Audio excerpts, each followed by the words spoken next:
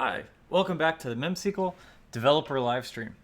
Today we're going to build unit testing in our Vue app using Vue test utils. But before we do, we need to do some modifications to our app. Today is Juneteenth, so let's remove the master branch and replace it with the main branch. Then we'll dig into some Vue unit testing.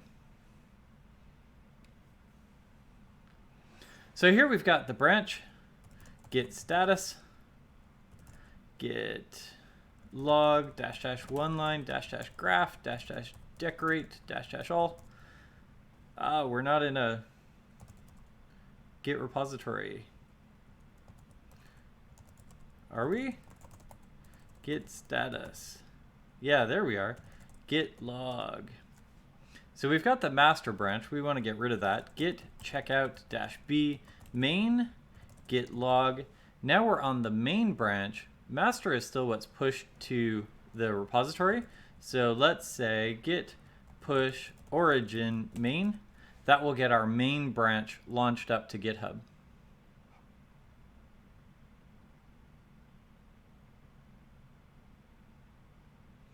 Okay, so now that we've got that up on GitHub, let's take a look at our repository. Here in settings, we can take a look at branches. And this identifies the default branch. This is the branch that people will get when they first clone the repository. This is the branch that is the one whose README shows in the main page. And so we're going to change that from master to main. Now we still have the master branch there, so let's go change that too.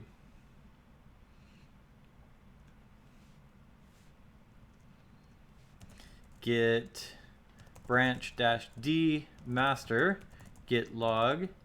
Now we see that we don't have a master branch locally, but we still have that master branch remotely. Git push origin. We did git push origin main to get the main branch into place, and we could say git push origin master to update the master branch, but we're going to remove it. Master will actually remove that master branch out of the repository. Git log, we see that now we don't have a master branch anywhere here, and I'm going to update this page, and we see that we don't have the master branch here either. That was great. Main is now our default branch in all the places. I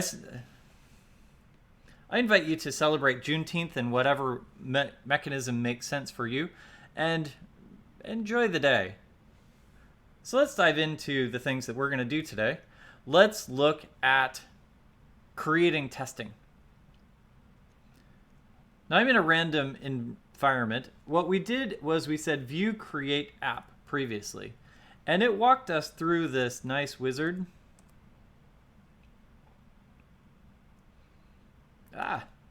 Did I freeze my terminal? There we go.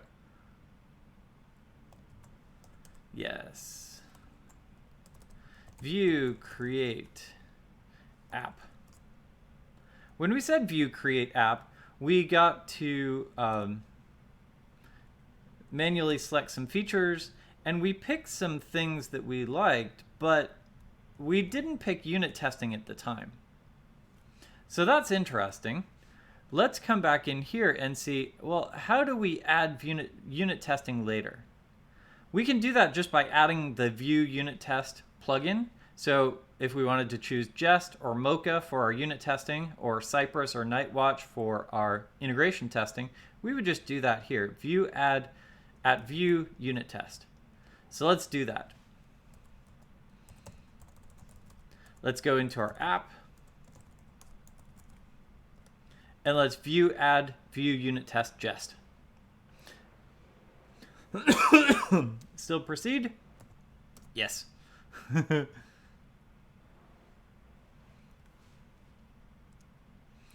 that'll take a minute. One of the things that we're going to hit pretty soon is that Jest needs to mock up all of the Vue pieces. And Vuetify rather, has a few issues with that. So there's this great issue on GitHub that identifies this concern and says, just create a setup and pull that into your controls before you do all the things. So I'm going to grab this. I have here the app open, not the regular project. So here inside the app, let's create a new folder, tests, and a new folder in here for unit. And inside test unit, I'm going to create a new file, and this will be Vuetify setup.ts. Here's Vuetify setup.ts. Oh, I don't need it twice. Hehe. Okay, we've got Vuetify setup. We'll need to pull this in with every test. Now, ideally, we would use this plugin, Vuetify, but this Vuetify plugin also exports a new Vuetify and just gets kind of grumpy at that.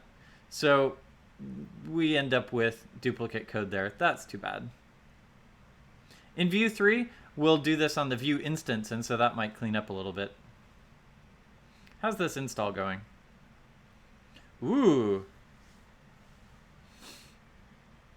So we've got the Jest set in place. Jest will also, or the Vue test utils will also get pulled into place. And Vue test utils will give us lots of ways of testing Vue. We also want to pull in the details of testing with TypeScript. We're using TypeScript to grab all the things. So let's also grab some TypeScript helper things. Once this finishes. There we go. So now we want to grab TS_Jest, types_Jest, and flush promises. That'll be a cool library to help us wait for Vue events when the time comes.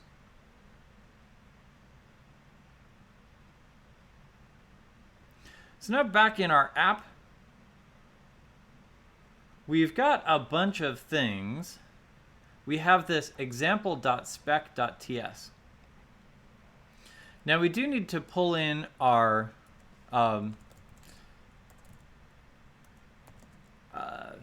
Vuetify setup.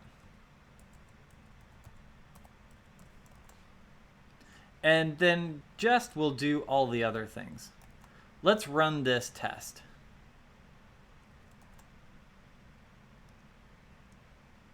npm run test. Ooh, npm run test does nothing. That's interesting. Here in our package.json, we can see that it added test:unit, but there is no test. That's easy enough to add. Test will run npm run test unit.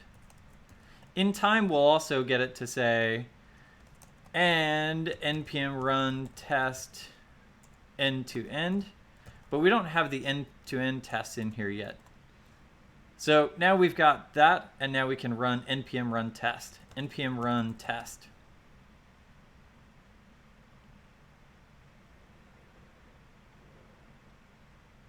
So we're running our test, this example.spec.ts. This example.spec.ts does some really cool things. It's going to shallow mount our component. Shallow mount means that it won't render all of the children. It will only render this one component. But then we can pass in things like here's props that we wanted to pass in. And then we're going to go, after mounting that, go look at the text of the component and see if it matches this new message, this hello world message. And what we see is, nope. Here's what our component's text looks like. It has welcome to Vuetify and lots of other things because we customized our hello world component to say welcome to Vuetify. So let's modify this component, and it's going to be components hello world. It renders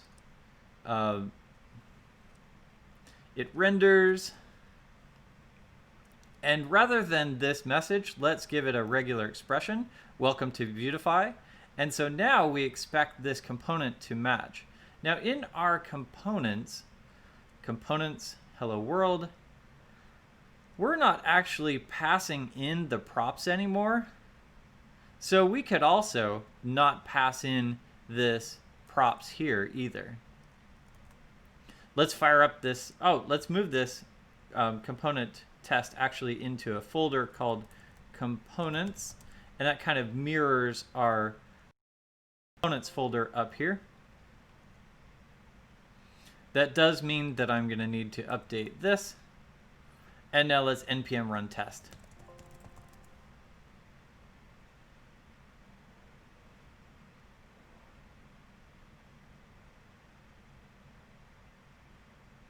Ooh, our test passed. So we validated that we can mount this component, that it renders things, and that was really cool. We can use our same methodology, arrange, act, assert, to validate this hello world component. So let's do similar things with our product detail component. Now, in our product detail, we're rendering the product.name and we're doing a bunch of other things. Now, we don't want to test the visual details of this component. We don't want to validate that, for example, we have the right CSS class on the h1 tag. That might be better as an end-to-end test or a visual test. Instead, I just want to validate that I'm getting content into this component. Let's validate that if we pass a product here in this product prop, that will render correctly on the page. So let's create a new component test, new file, product detail.spec.ts. Now this component is product detail.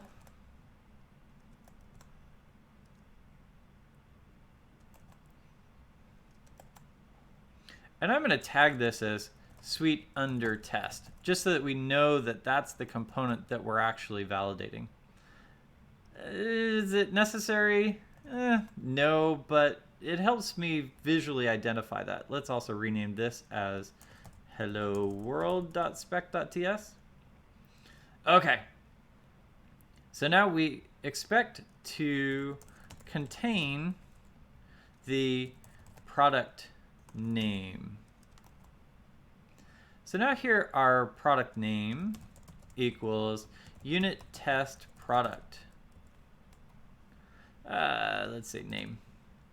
Now we want to pass in here a product. So let's create a product. And this is of type product.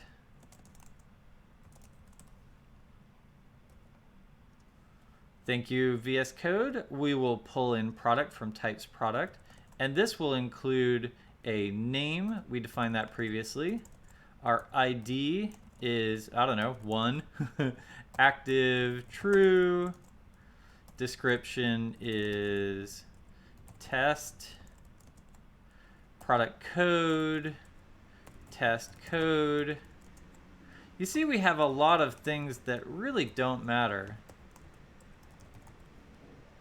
I like to note this just for my own benefit to say satisfy interface, not related to test. Now we know that that's not important. We're going to shallow mount that product, and we expect then that wrapper, or we expect that component to contain the name. Let's fire up this test. npm run test.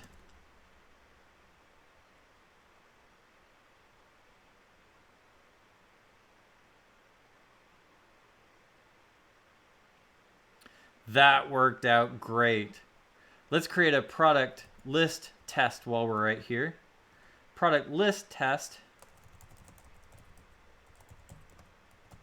Product list.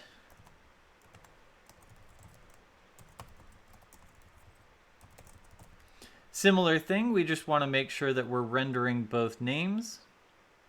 So I'm going to say this is products, and it is a product array that we're passing in now. I'm going to go grab this text,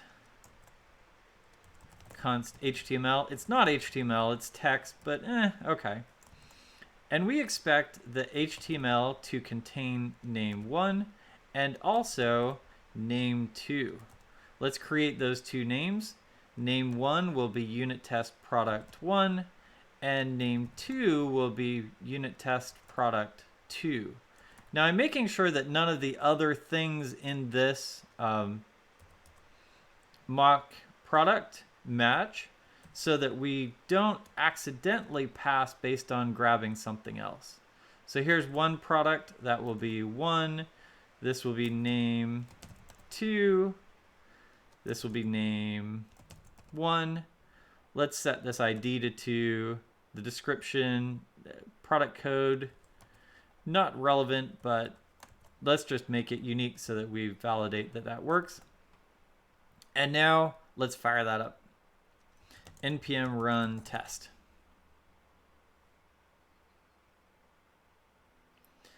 Great, we've been able to test those 3 components now. We could do similar tests for our other components. We could look at the loading component, the error component, the not found component. But the interesting thing, because these components are only visual, are there things to test in there? I would argue probably not. Okay. So now let's get into some of the really cool things here. We've got our components kind of set up to test. Let's look at our views. We have a product detail view. Here in the product detail view, we show the loading if it's loading. Otherwise, we show the product detail, the error, or the not found. That's pretty interesting. Let's see if we can test that behavior. And how do we know what we get? It's based on this mounted event. And this mounted event, if it'll start by saying it's loading, it'll hide the loading when it's done, it'll go call fetcher to go grab stuff and ultimately yield a result. Now we want to mock out fetcher so that we can give it the response that we want, and we'll go validate that it does all the things. Let's create a new folder here inside unit. We'll call this folder views. Just keep our tests organized. This will be a new file, product detail.spec.ts. I'm going to start with this spec, but we'll quickly get it and do other things with it. Let's say this is views, product detail view. We want to grab this product detail, but I'm going to call it product detail. We'll probably need the product detail component.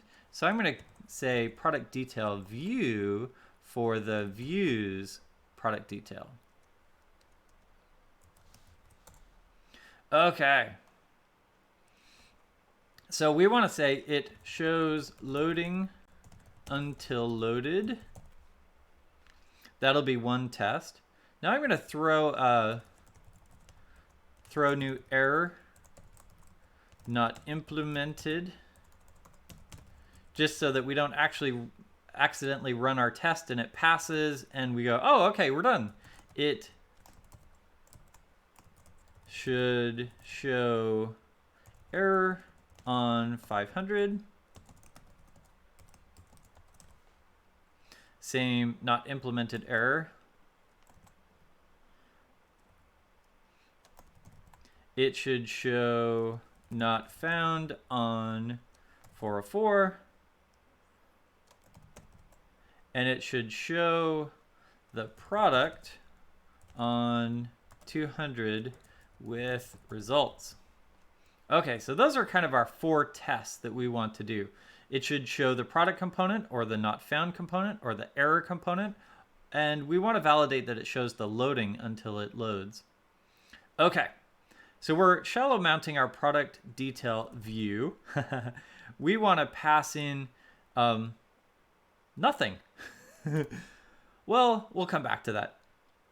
And in this case, we expect our wrapper to have loading shown. So we can say wrapper.find component, and we want to find the loading component to, and we want to say it exists to be true.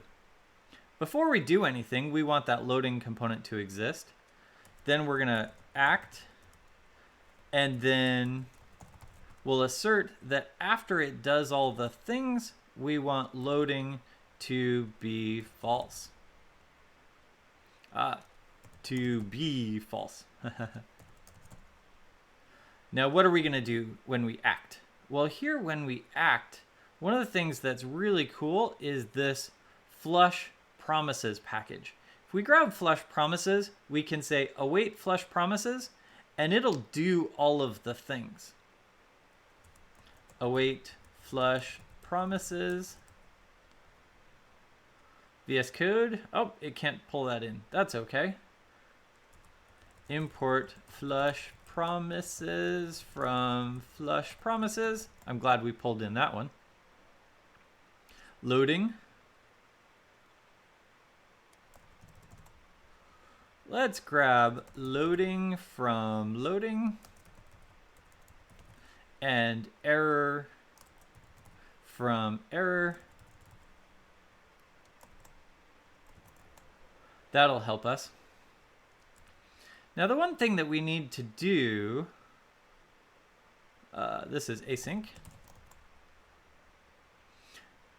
The one thing that we need to do is to set up that fake thing.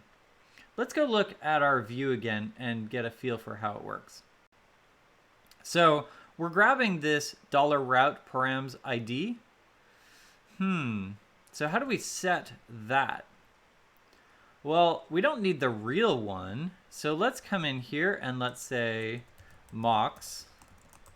And we want a $route. And we want it to do interesting things. So let's say make mock route. And we'll pass it an ID. In this case, the ID is a product code. So let's build out that method. Make mock route. It's going to take in an ID, so product code. And that'll be a string. And we're going to return this params object. And the ID that is that product code. Make route function. There we go. There's that make route function. And that needs to take in that product code. Well, let's build out that product code. Product const product code is, I don't know, unit test code. Haha. We don't need that product anymore. We also here in the product detail, so we have that dependency route params. We also need to mock fetcher. Okay, that's going to take a little bit more work, but let's do it. This fetcher, we can use this tsjest utils, this mocked from tsjest utils, and that will allow us to create a mocked thing, and that is type safe. We still need to do jest.mock that thing, but we can do that to go grab all of the pieces. So let's import mocked. And we'll say jest.mock. And we need to pass that path to the fetcher. So services fetcher. We're going to mock that. Let's double check that syntax is right. Yes. Then we need to create that mocked. Now this needs to happen as soon as possible, definitely before we use it. So ideally we would put it up here before we imported the product detail view. But import statements have to come first. But we can wait to do this. So const mock fetcher equals mocked fetcher equals mocked. And we're going to pass in fetcher. We need to pull in fetcher. So let's pull in fetcher, import fetcher, no, import fetcher from source, no, not source, services fetcher. Awesome. Now we're going to mock fetcher, and we're going to pass in whether we want it to be deep mock. Now we could just put true or false here, but that's not going to describe what it does very well. Const deep mock equals true, and that'll mock all the things. In this case, we don't have the need for a deep mock, but all else being equal, we don't want behavior to accidentally leak in. Okay, so we want to set up this mocked fetcher. Now the way fetcher works is, let's pull up fetcher. We pass in a method, a URL, some data, and it goes off and makes this request, returning these results. So we really only care about these results. Those are the things that lead into our product detail. So we need something that will return a responsive T result. And that responsive T result is of type product, and we only care about status and data in that. So back in our test, we want to create a thing that will say mocked fetcher dot mock implementation. Here's that implementation that, let me go double check. Yep. Mock implementation will take a method that satisfies that result. So it's going to return this as result of T result. Is that what we called it here? Yep, a response. And so that response of T response, let's take in in this case, it's a response of product. And we want to set the status and the data. Is that what we called it here? The status and the data. Yes. So we're creating this fake implementation. Now, there are parameters that are passed in here, but we're not going to use any of them. But let's just document that those are there, just so that we don't accidentally say, oh, it's a method that takes in nothing. It's a method that takes in all of these things. We're just going to happen to not use them for our tests. Okay, so we want const status. In this case, 200 is fine. Const data. Data isn't necessary in this case, so let's create an undefined. Now this is an async method, so we do need to await promise.resolve, and now it will be an async. Did we not pull in response? Oh, we didn't. So fetcher and response. Okay, so we've created this mocked fetcher, and now we can run our test, go see if loading exists, wait until all the things happen, and then make sure loading is done. Let's npm run test. Of course, all of these ones down here will fail. Npm run test. But let's make sure that loading piece works correctly. We'll start off saying that it is loading, then we'll do all of the events, and then we'll say that it isn't loading. Not implemented failed, not implemented failed again, not implemented failed a third time, and that's it. All the rest of our tests passed. That's perfect. So we know that this will do all the things. We're correctly mocking our fetcher. We're correctly inserting our routes. Now we're going to want to do this a couple of times. So let's take this and let's create a make mock fetcher.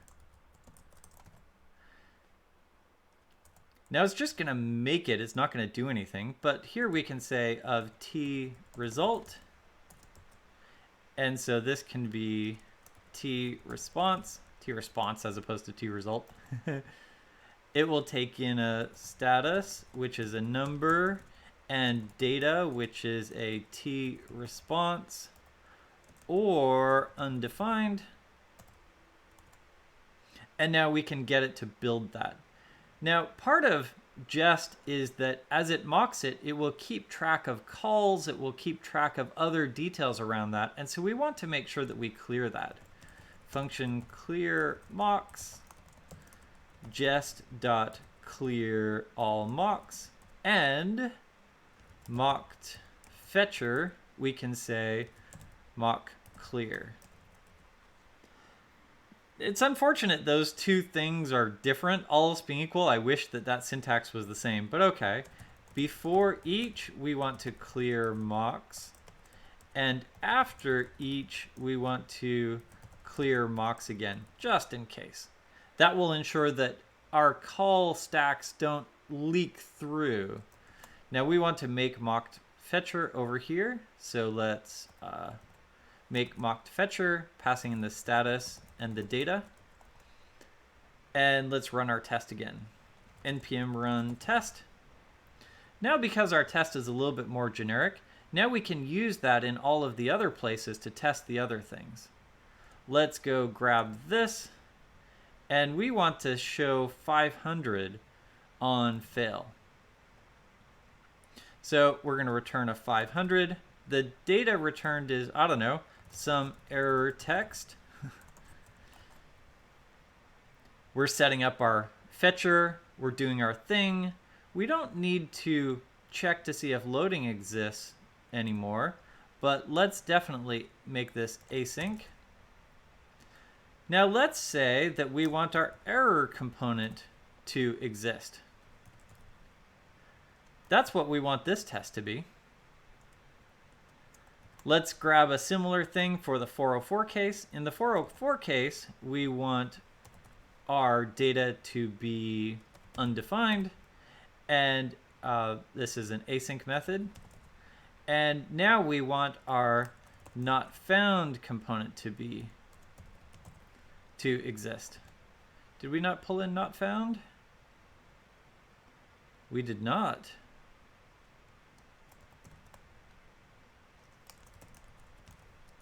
Let's pull in not found. Okay, so we've got our not found. Now we want to validate that we're showing the actual data. So this one will be a little bit more fun. 200. Our data now is a product. So let's create a product. We'll use our cheater here, product code. And we'll just not define all the other things. Async will do all the stuff, and we'll expect our product detail component to exist. Now, the other thing that we might want to test here is to validate that this is the product passed to it. Now, unfortunately, because we're doing a shallow mock, not a deep mock, or a shallow mount rather, then product detail isn't going to have any data. It gets past stuff. So let's reach into our wrapper .vm $data.product, and that should be our product. We're passing in our data. We're passing in the data to get returned by fetcher. Fetcher is going to return that data right here in part of the results. If status is less than 300, then the data will get assigned into the product, and then ultimately we'll end up with that product here, and we can validate that it exists. Let's test this out. npm run test.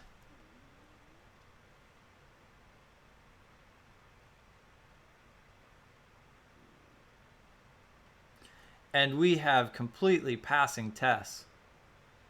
Oh, no, we don't. Haha. Expect product detail to exist, and it doesn't. Received a function. Oh, you are correct. I did not call this method, which means I also didn't call this method here, or here, or here, or here. Oops. Let's run those tests again. npm run test.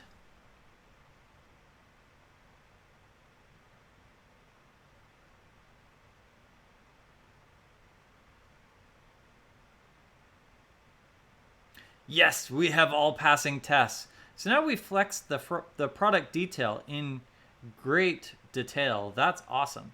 Let's test the product list. New file, product list.spec.ts. We can probably start with this as a good metric. Hide product detail for product list in all the things. Similar thing, we would like to validate that, or we'd like to mock fetcher. We'd like to do all of the things. We might in time choose to move some of these functions into other places, but because this one needs to reference this variable, that might be a little bit hard to do.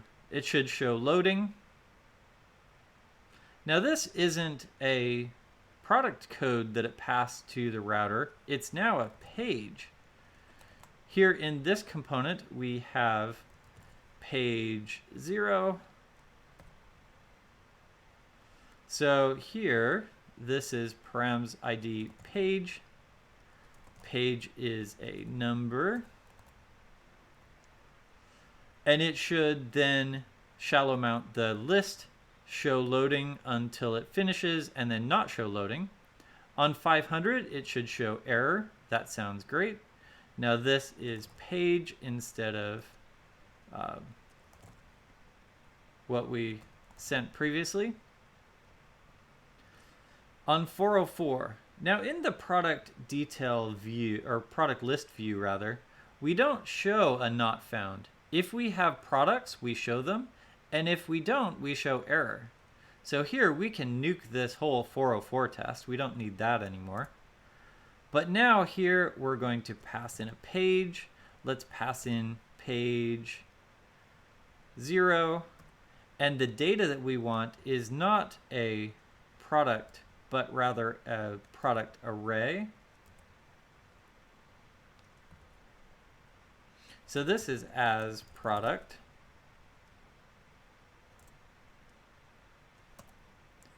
There's one product. Let's pass in a second product just in case. Product code can be ABC. This product code can be DEF.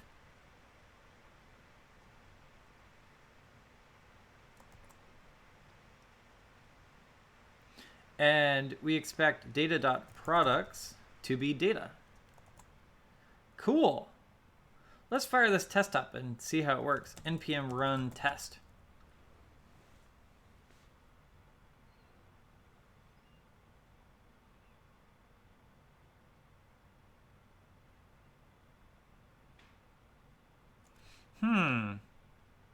So their only test is that this loading component doesn't exist before we started. Looking at the product list, yeah, we didn't show loading. Let's shim in the loading content. This is perfect. Let's go grab loading. We can show the header. /div. We want this loading to be a Boolean. The loading should start as true until we have some results. We'll start off here saying this.loading equals true. At the end, we'll say this.loading equals false. npm run test.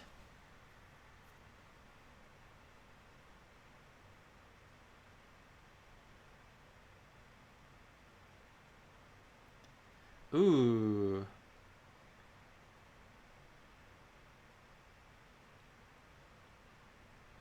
I know what we did.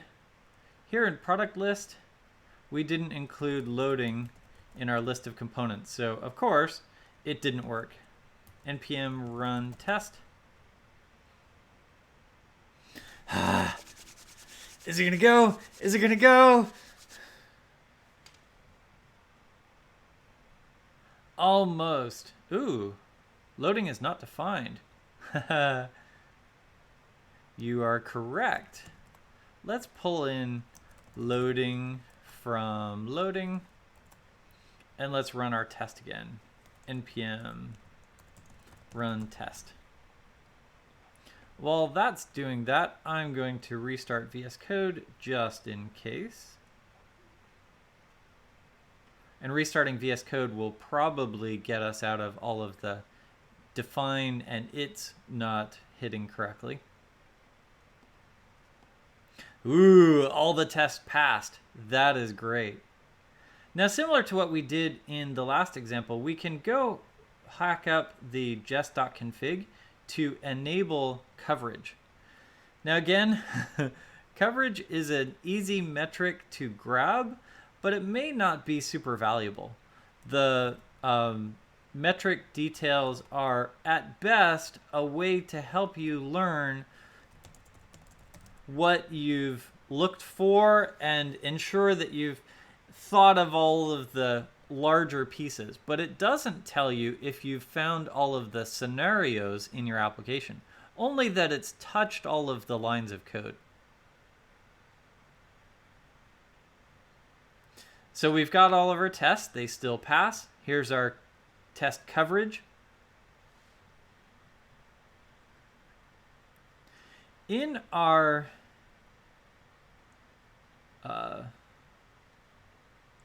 fetcher source plugins, we see that we haven't tested Vuetify plugin, we haven't tested router, we haven't tested fetcher.